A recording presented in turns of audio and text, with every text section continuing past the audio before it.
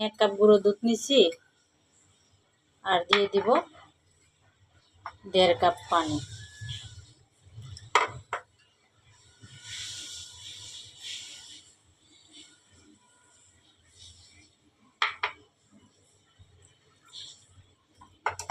আমি এখানে 1 কাপ গুঁড়ো দুধের ভিতরে 1.5 কাপ পানি দিয়ে দিলাম।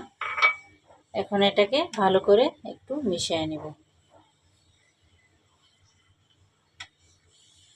আমি এদিকে চিনিটা ক্যারামেল করে নিয়েছি, দুধটা এর ভিতরে দিয়ে দিব, ক্যারামেলের ভিতরে। এখন আমি একটু নাড়াচাড়া করে নিব।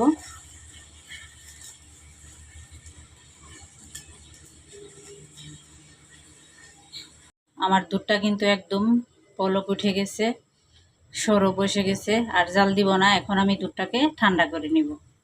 আমার ঠান্ডা হয়ে গেছে। এখন আমি দিয়ে দিলাম 2টা ডিম আর 1 চামচ ভ্যানিলা এসেন্স। এখন আমি ভালো করে মিশিয়ে নিব। আমি একটা বাটিতে ঢেলে নিব। আমি কিন্তু ছাঁকনির সাহায্যে একটু ছেঁকে নিব।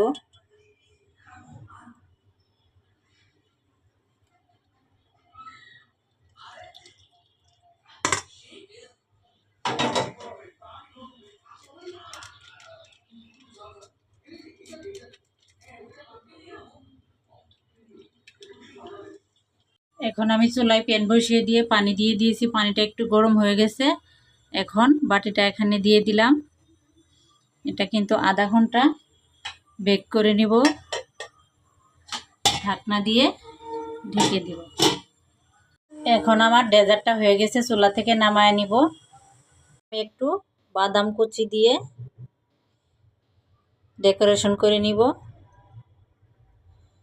এটা সৌন্দর্যের জন্য, আপনারা না থাকলে না দিলেন কোনো অসুবিধা নাই, বাদাম না দিলেও চলবে। এই তো এখন আমি একটু ডেকোরেশন করে নিলাম, দেখতেও সুন্দর হলো, আর বাদামটা খাইতে ভীষণ সুস্বাদু হয়। এই গরমে মন প্রাণ কলিজা ঠান্ডা হওয়া একটা ডেজার্ট বানাইলাম।